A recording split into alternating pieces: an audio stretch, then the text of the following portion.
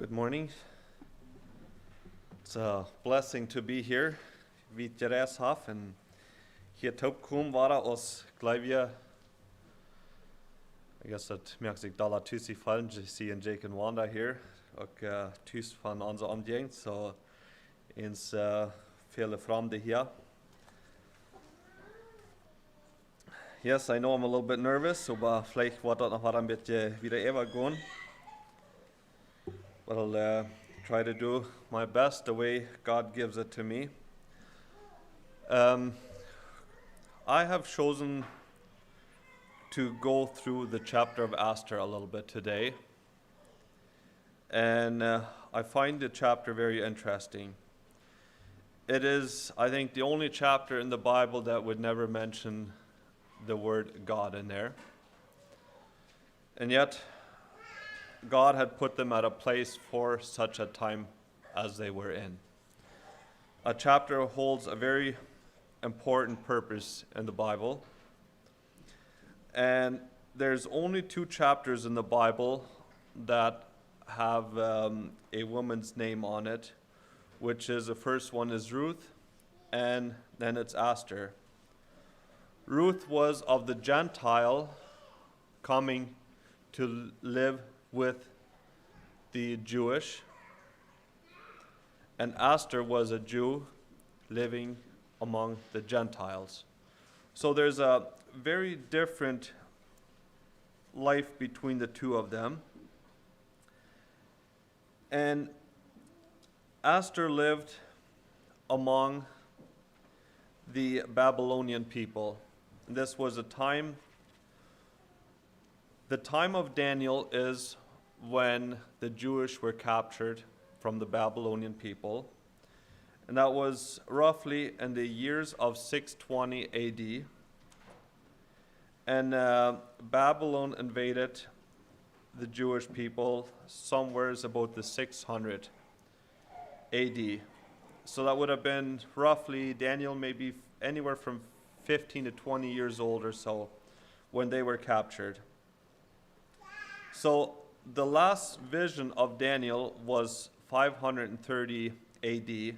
So that was roughly, he was 90 years old. And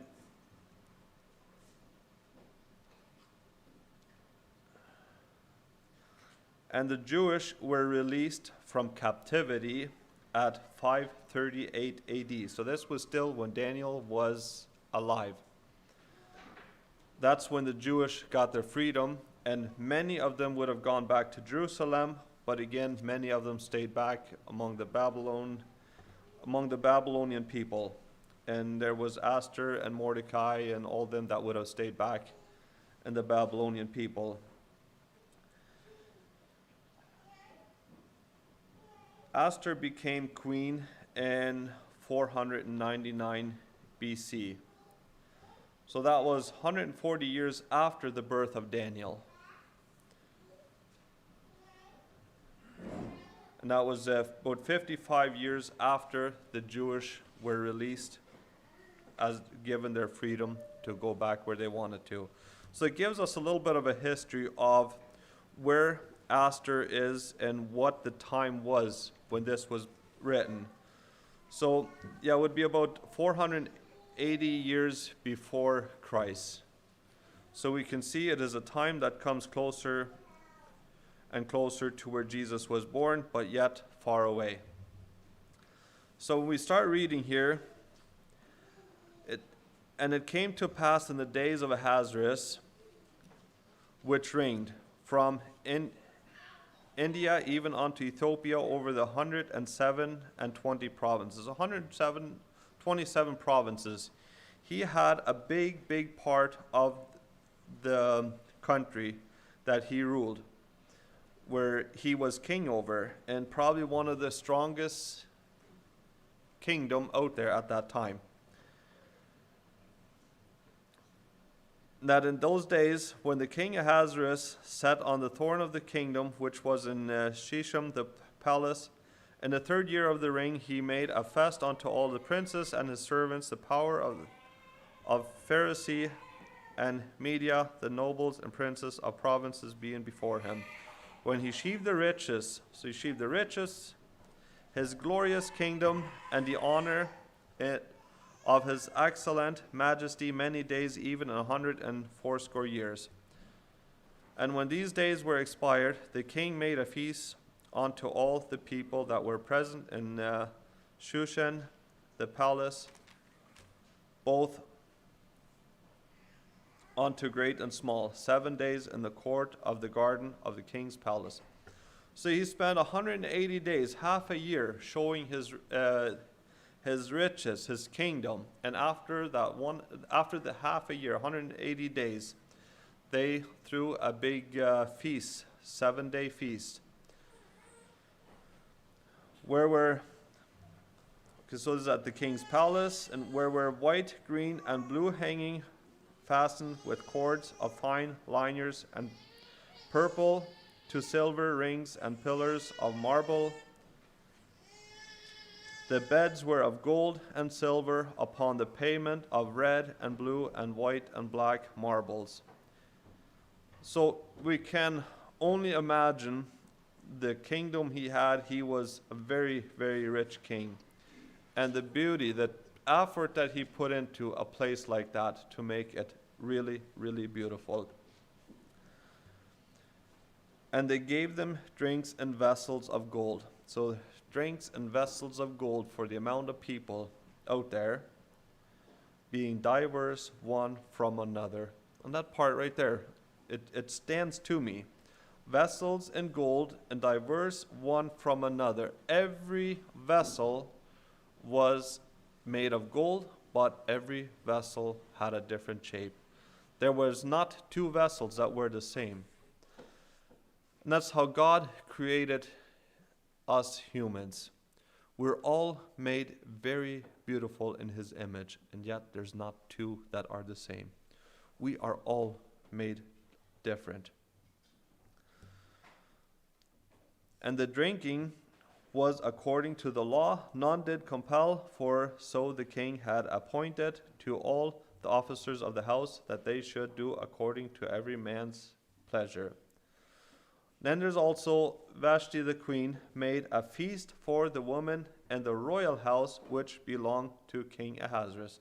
So it doesn't say what she did, exactly what she had, but there is a queen on a separate place. So the men are on one part, the women are on the other part, and they're both throwing a feast.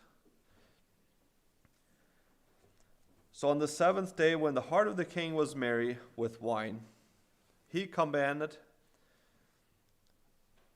the 7 chamberlain that served him in the presence of Ahasuerus the king to bring Vashti the queen before king with a crown royal to shew the people, the princess, her beauty, for she was fair to look on. But the queen Vashti refused to come at the king's commandment by the chamberlain. Therefore was the king very wroth, and his anger burning in him. So here he is giving an order for the queen to come before him. And I think this book holds a very important part here.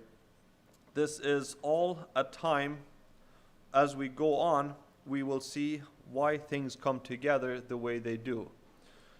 But obviously the queen is not humbled to go before the king the way he asks her to do. And that upsets the king very much. And therefore, the king tries to find out, what do we do? As we'll go. Then the king said unto the wise men, which knew the time, for so was the king's manner toward all them that knew the law and judgment. And the next unto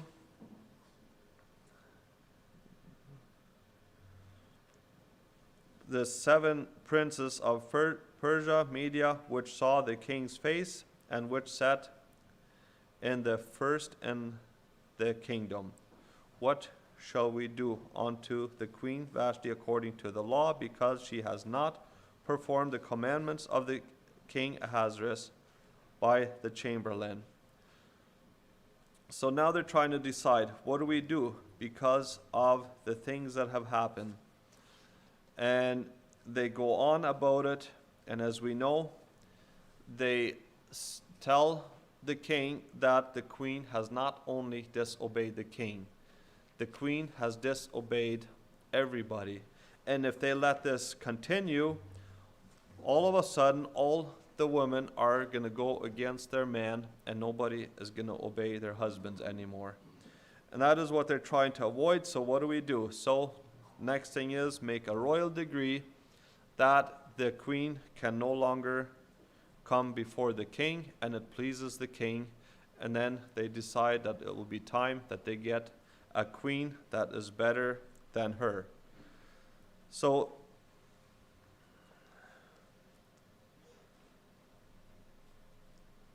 I'll skip some reading. I know our time is going to be a little bit short if we go through everything here, but I'll go into verse 21. And the saying pleased the king and the princess, and the king did according to the word of Memucan. For he sent letters into all the king's provinces, and to every province according to the written thereof, and to every people after their language, that every man shall bear rule in his own house, and that it should be published according to the language of every people. After these things, when the wrath of the king Ahasuerus was appeased, he remembered Vashti and what she had done, and what was decreed against her. So there's a good time frame from when that happened until this. It doesn't really say what happened in the meantime, but I think there's been war and all that in between, and when the king comes back, then he remembers all these things.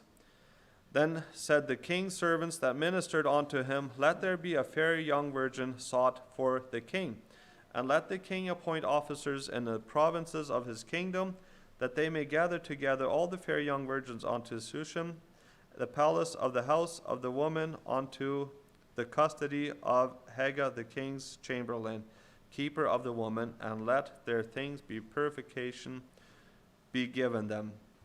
And let the maiden which pleases the king be queen instead of Vashti, and the thing pleased the king, and he did so. So here again, it's the things that pleased the king. It pleased him, and that is what he desired to do.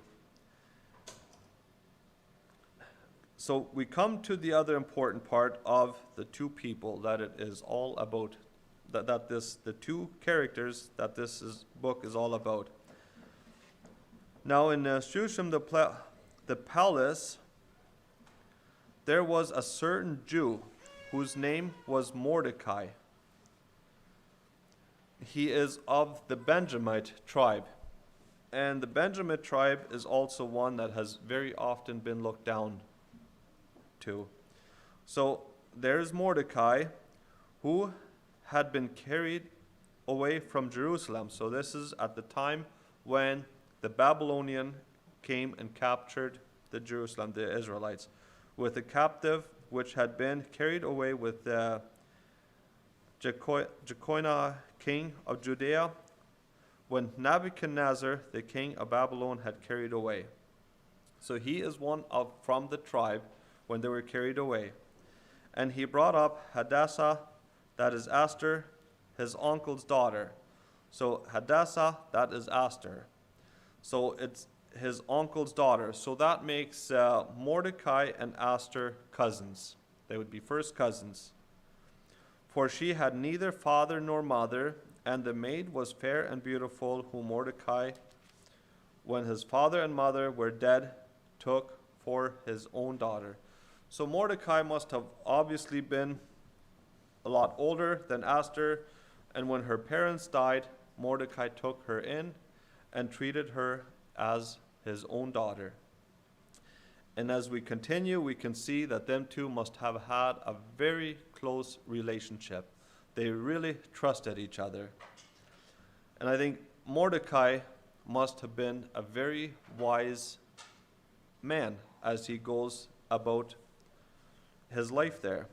So it came to pass, when the king's commandment and his decree was heard, and when many maidens were gathered together unto Shushan the palace, to the custody of Haggai, that Esther was brought also unto the king's house to the custody of keeper of the woman. And the maiden pleased him, and she obtained kindness of him, and he speedily gave her things for purification with such things as belongeth to her, and 7 maiden which were met to be given her out of the king's house, and her purification. And he preferred her and her maid unto the best place of the house of the woman. So as she comes in, she pleases everyone out there. She's given 7 maidens. Esther's given 7 maidens. There's 7 ladies that are watching over her, and this is a purification that takes 1 year. Esther had not sheaved her people nor her kindred, for Mordecai had charged her that she should not sheave it. So she never tells anybody that she is of the tribe of Jewish or who she is. She comes before the people or the king just the way she is, being humbled and submissive. And Mordecai walked every day before the court of the woman's house to know how Esther did and what shall become of her. So he's keeping a very close eye on her and wanting to know what is going on. And also Mordecai is one that has a lot of connections to the king's palace, because he's one that watches the gates. And so he knows a lot of stuff what is going on in the king's palace there. Now when every maid turn was come to go in to King Ahasuerus after that he had been 12 months, after she had been 12 months according to the manner of the woman, for so were the days of their purification accomplished, to wit 6 months with oil and myrrh, and 6 months with sweet odor, and with other things for their purifying of the woman. Thank God it doesn't take that long for us to be to purify our hearts these days. We can come before the Lord and we are being cleansed just like that. God takes our sins away and he purifies our heart. We don't have to wait a year before we can come before him. But this holds another purpose, another story. Then though came every maiden unto the king, whatsoever she desired was given her to go with her out of the house of the woman unto the king's house. And in the evening she went, and on the morrow she returned into the second house of the woman, to the custody of the Shahaz, the king's chamberlain, which kept the concubine. She came in unto the king no more, except the king delighted in her, and that she were called by the name.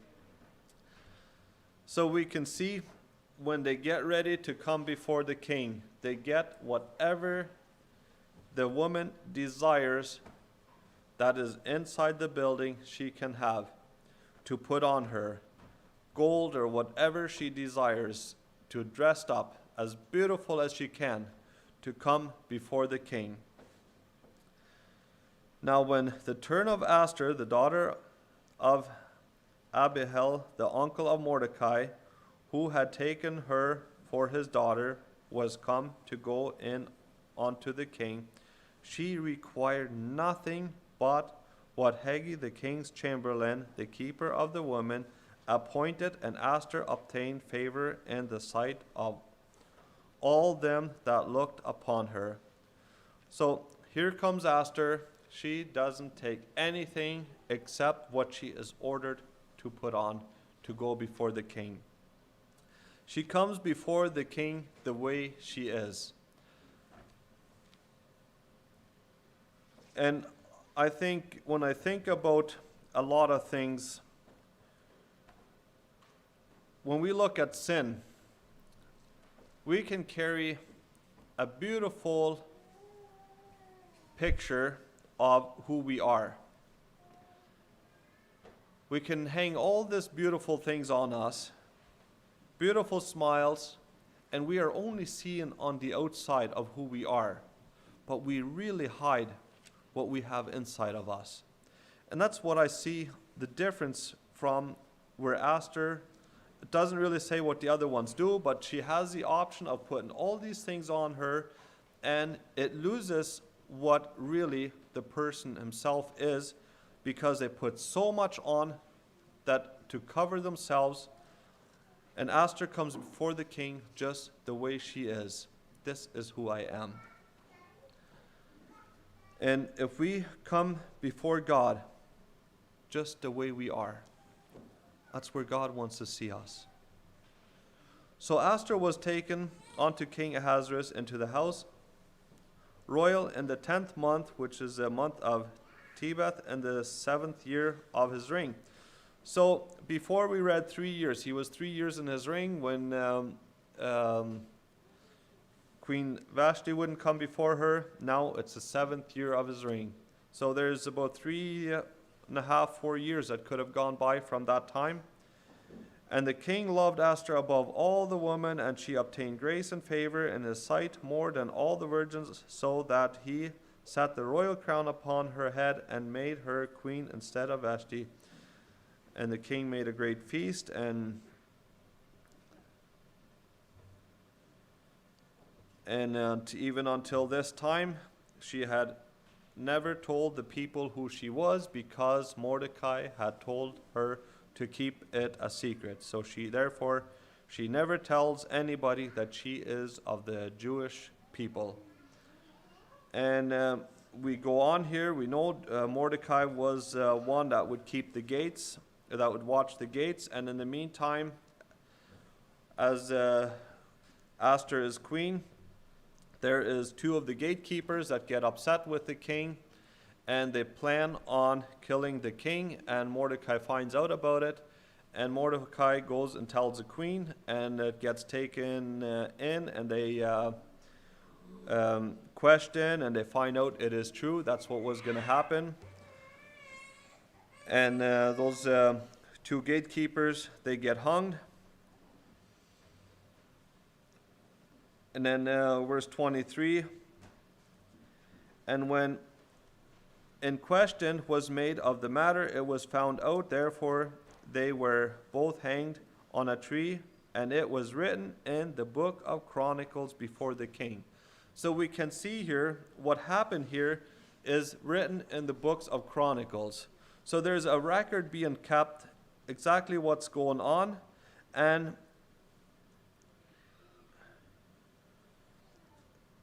this was written down and also made known that Mordecai was the one that saved the king. And after these things did King Ahasuerus promote Haman, the son of Hammedatha, that the Agag, and advance him and set him seat above all the princes that were with him. So Haman, to understand a little bit, who is Haman? Haman is, we can go way back to Moses' time.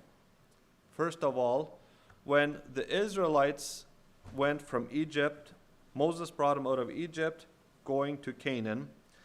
They were going to go through this city. I did not study the name of the city. I did not go back there. But there's that one city that would not let the Israelites go through the city. Therefore, the Israelites had to go around the city, and it angered God that they had to do that.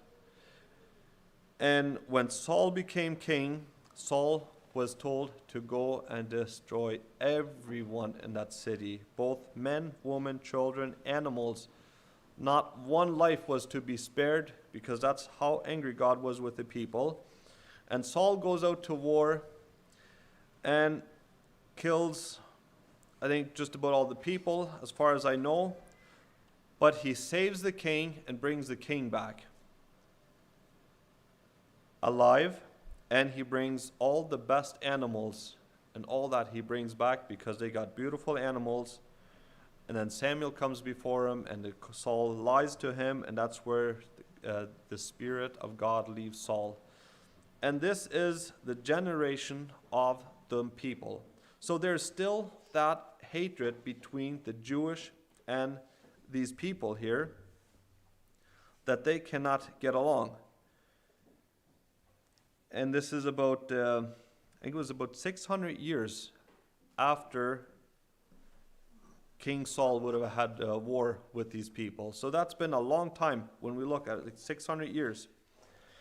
And the king's servants that were in the king's gate bowed and reverenced Haman, for the king had so commanded concerning him. But Mordecai bowed not, nor did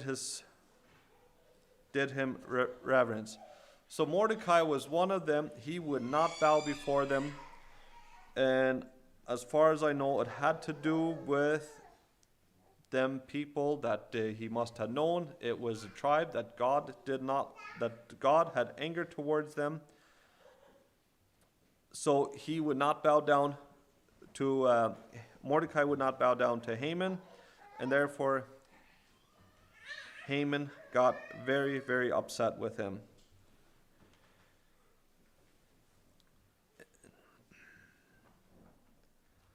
So verse 4, now it came to pass when they spake daily unto him, which is Mordecai, and he hearkened not unto them, that they told Haman to see whether Mordecai's matter would stand, for he had told them that he was a Jew. And when Haman saw that Mordecai bowed not, nor did him reverence, then was Haman full of wrath. And he thought scorn to lay hands on Mordecai alone, for they had sheaved him, the people of Mordecai. Wherefore Haman sought to destroy all the Jewish that were throughout the whole kingdom of Ahasuerus, even the people of Mordecai. So because what Mordecai does here puts him on a spot here that Haman has so much power, and he is trying to lay his hands all of a sudden not just on Mordecai, but on all the Jewish people, because he just, where it happened 600 years ago, and there's still that hate between them, and he's trying to lay his hands on them that they will get rid of all the Jewish people now. Because first of all, that's what God ordered the Jewish people, the Israelite people, to go and do to them, and now he's trying to do that in his power to get rid of all the Jewish people. So in the first month, that is the month of, okay, so we're going to skip some of it here, but he's going through it with the casting lots, and they cast pur, it says, so which is lots, and they're trying to figure out, and it takes them up to 12 month, I think it was. I'm not even sure now, but it was a long time that they went back and forth about the whole thing, what they were going to do, and all of a sudden Haman's got it all figured out. He goes before the king, and he says, there is a group of people that are a hindrance to your kingdom, and they should not be alive. Let us destroy them.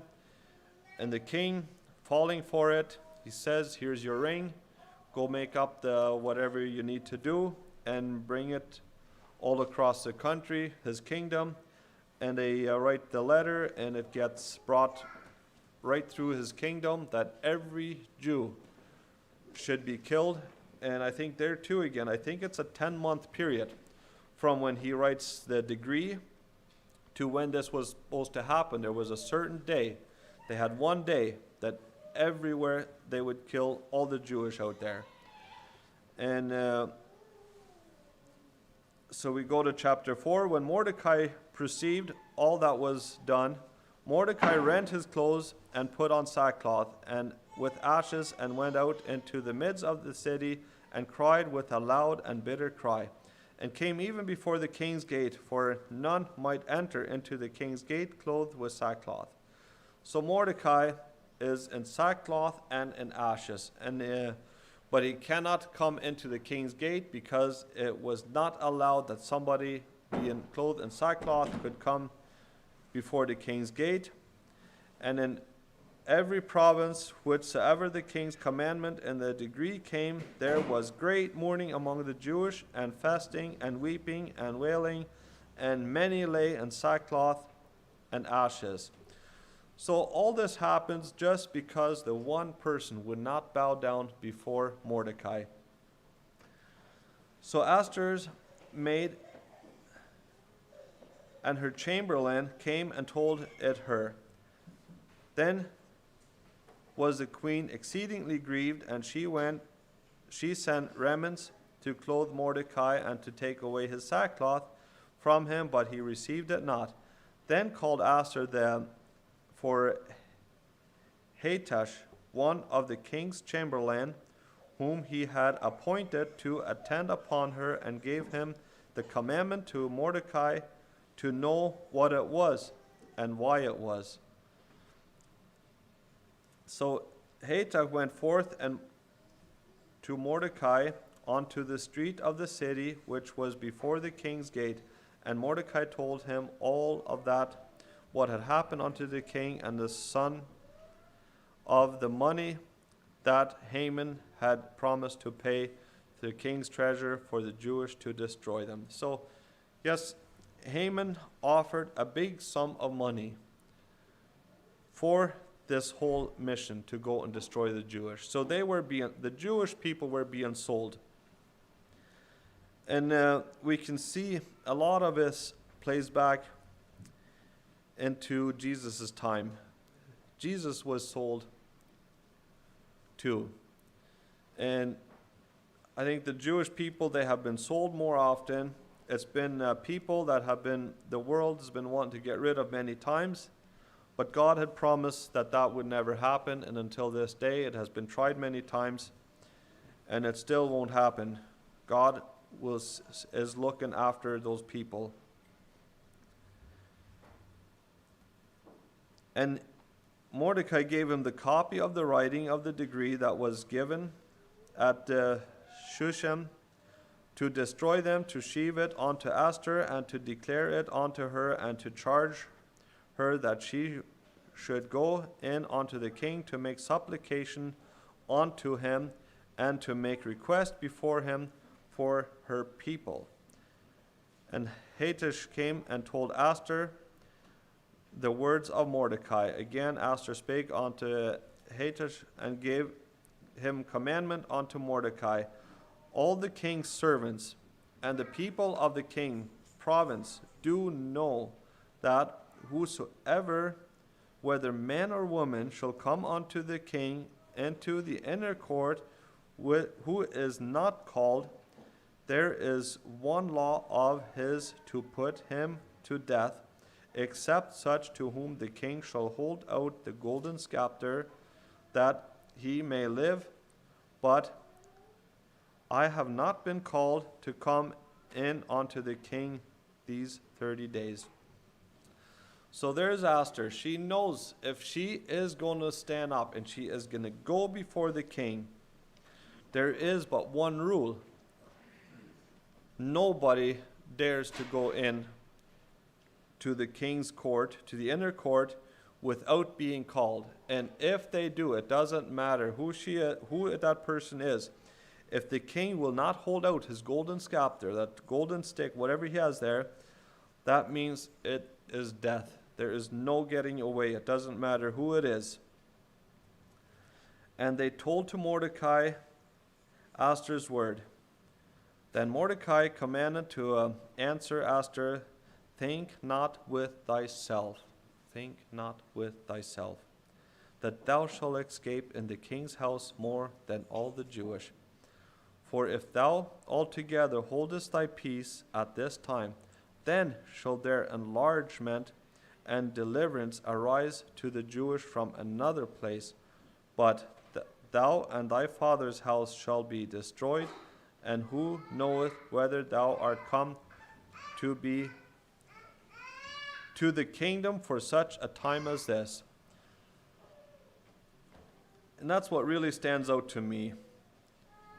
Who knoweth whether thou art come to the kingdom for such a time as this?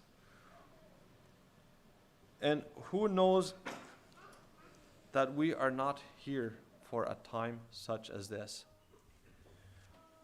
When things seem to be impossible, where we can't look through it, when everything is so dark, it's between life and death.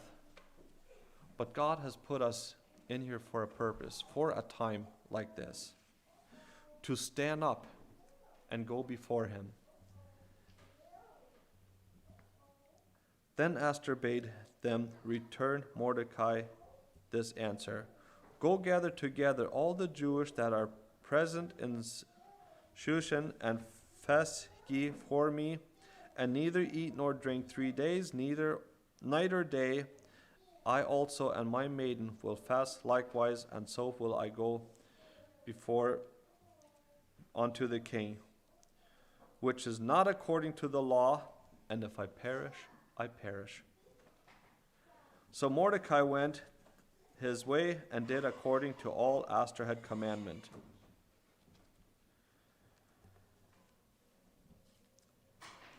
Now it came to pass on the 3rd day that Esther put on her royal apparel and stood in the inner court of the king's house, over against the king's house, and the king sat upon his royal throne, and in the royal house over against the royal gate of the house. And it was so when the king saw Esther, the queen, standing on the court. So here she is in the court. She's standing there. This is taking a chance. And you better hope the king is in a good mood on a day like this, because if not, you know this is death.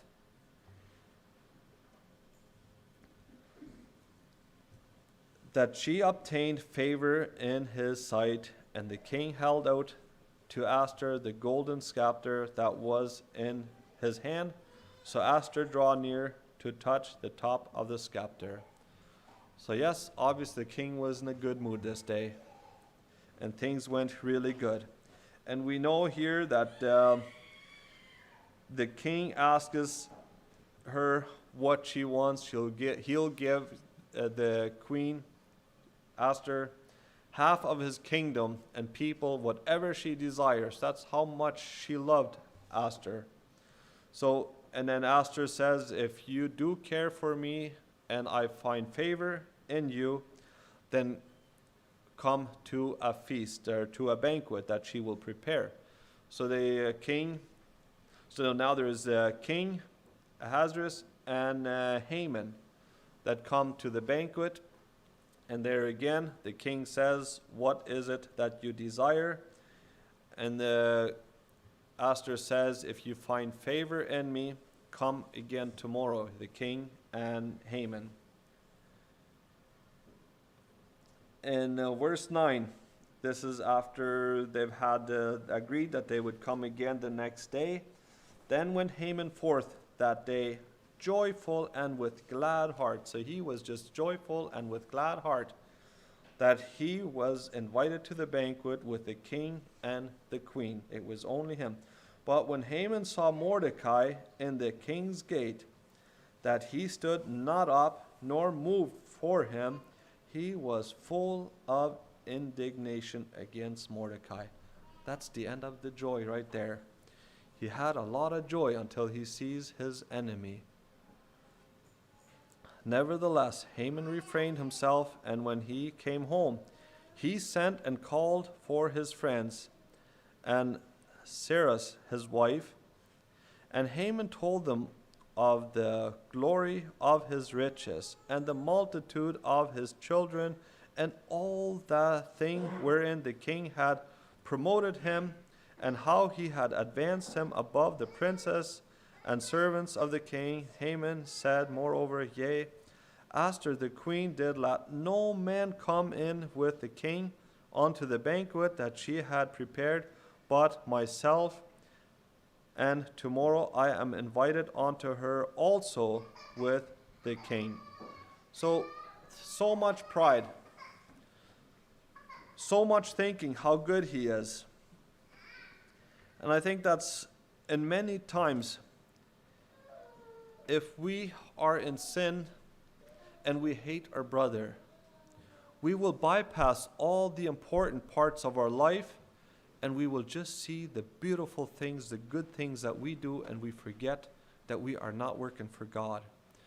We're probably involved in something that we do not have the answer for, and that's where Mordecai is getting himself into deep trouble, because he thinks so high of himself, he cannot see what is going on. And then verse 13, is where Haman says, yet all this availeth me nothing, so long as I see Mordecai, the Jew, sitting on the king's gate. All of this gives me no joy as long as I see my enemy there. I will not find joy in it. I need to get rid of him. And then said Sarah his wife and all his friends unto him, let a gallows be made of 50 cubits high. So let a gallows be made of 50 cubits high. That is to stand taller than anything in the city, so it would be seen from far away. And here again, what kind of friends do we have? What kind of friends did he have? Encouraging him to build the gallows. And his wife.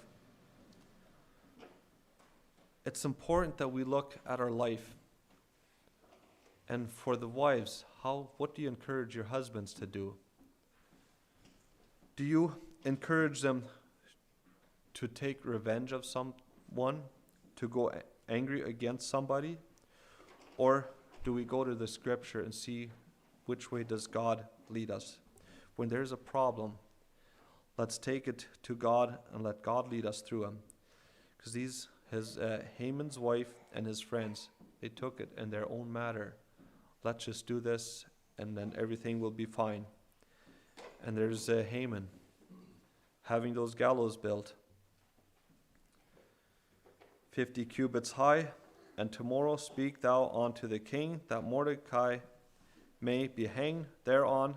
Then go thou in merrily with the king unto the banquet, and things shall please Haman. And these things pleased Haman, and he caused the gallows to be made. But the king has a problem too. King can't sleep this night.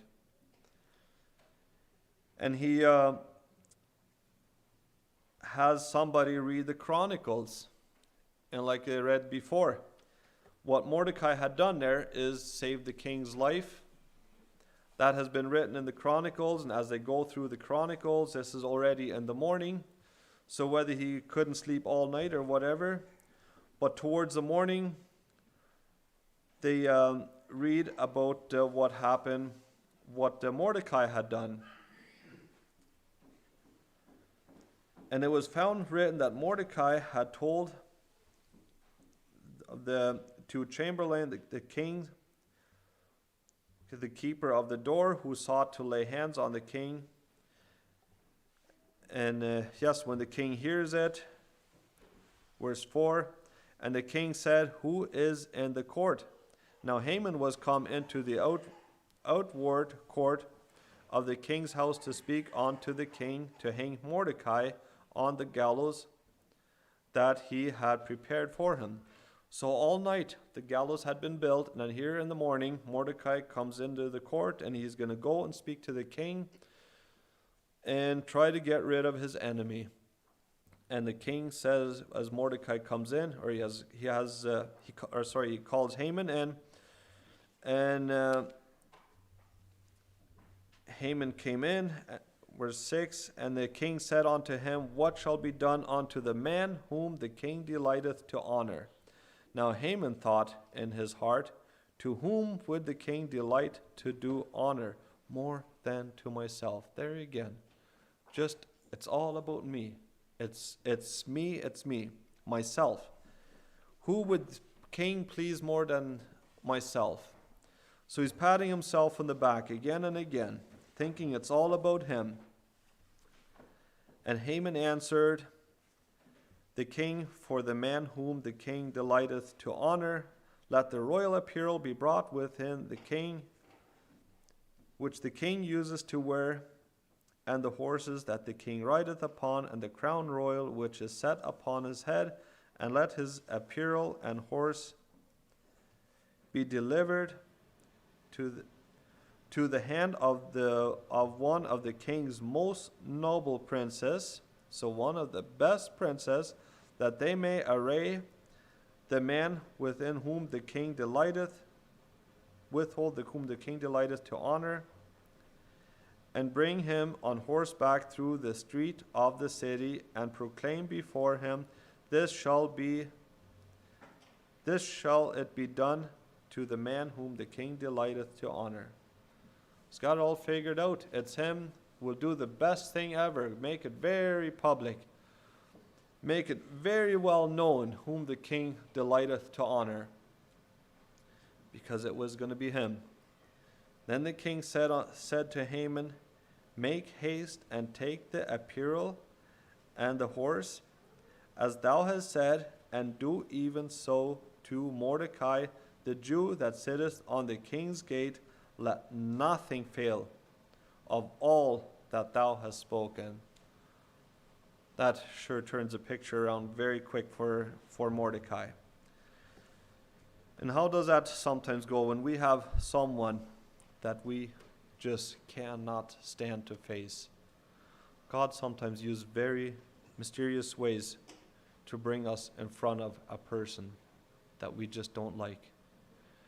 That all of a sudden we need to go and do him a favor. And this is where Mordecai was, or Haman. The thing turned very quickly on him. And so we know from here, I think I'm going to just kind of override a lot of it here, but Haman has to go and take Mordecai through the city. And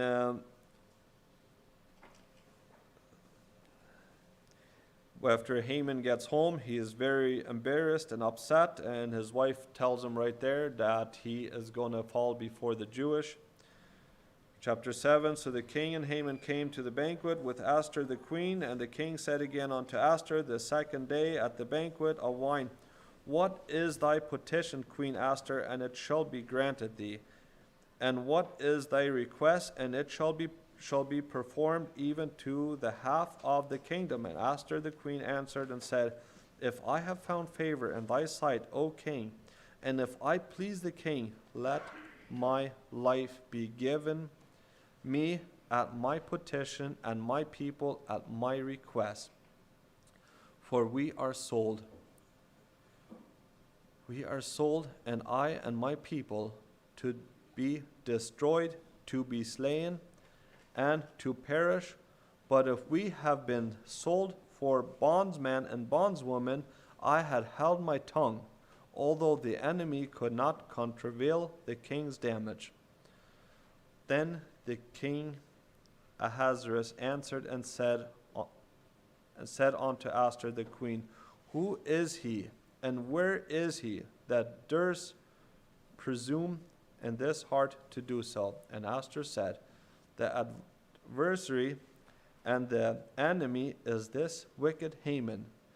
Then Haman was afraid before the king and the queen. And the king arose from the banquet of wine, and in his wrath went into the palace garden. And Haman stood up and make request for his life to Esther the queen, for he saw that there was evil determined against him by the king. Then the king returned unto the palace garden into the place of the banquet of wine, and Haman was fallen upon the bed whereon Esther was. Then said the king, will he force the queen also before me in the house? So Esther requests that they will be made free. And the king obviously doesn't know what is going on. And as the king hears about it, the king goes outside, most likely to get a couple of soldiers or whatever it is, guardsmen. And when he comes back in, Haman is so afraid and so stressed that he has fallen in the bed where Esther is. And then when the king comes back, he sees that he is in the bed with Esther, and that upsets him even more.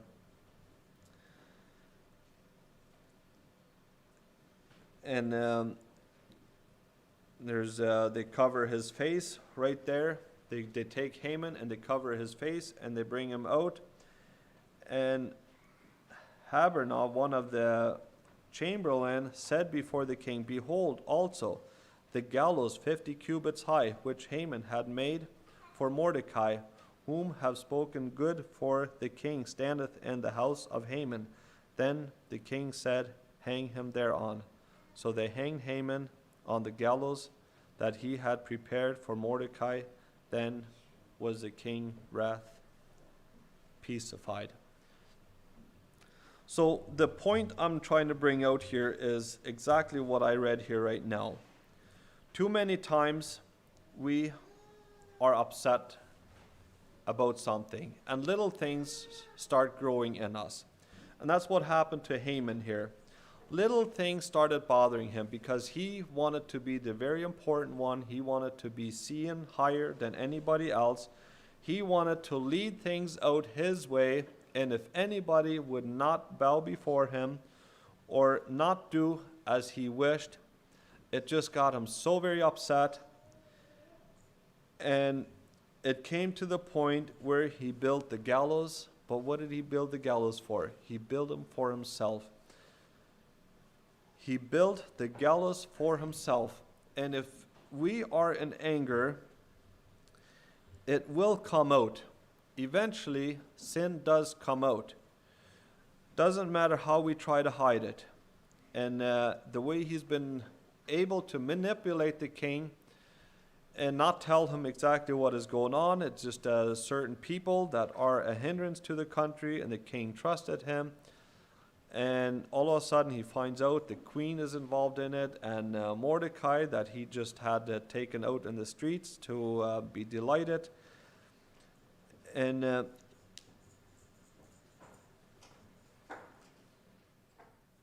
building the gallows and hanging on it himself. And I think we need to be very careful how we build our relationship with God and how we build our relationship with others. Are we willing to forgive others when there's been hurts, when there's been anything going on?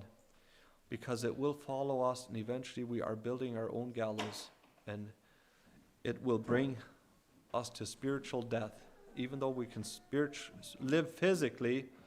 But that kind of anger towards somebody will kill us spiritually, and the connection between us and God will be gone. And there again, Mordecai was being very faithful to the end, even though he knew it would take his life, but he stood up for the Jewish people, and so did Esther. And because they were willing to go before the king, it saved the Jewish people.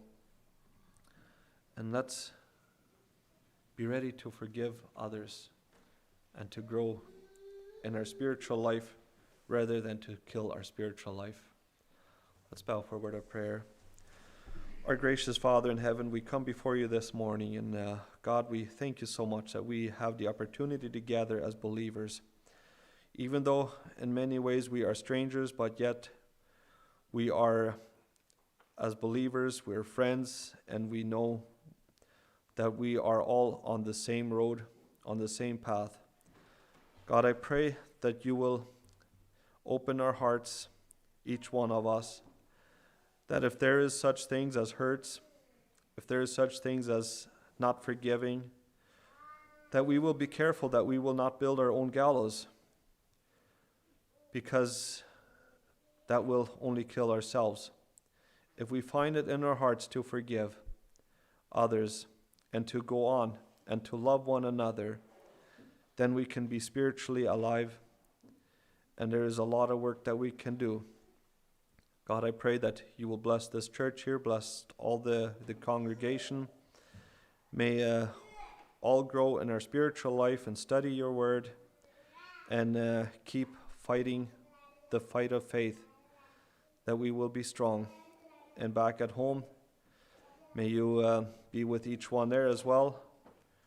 Bless them and bless the speaker out there, and let us all grow in faith. We pray this in Jesus' name. Amen.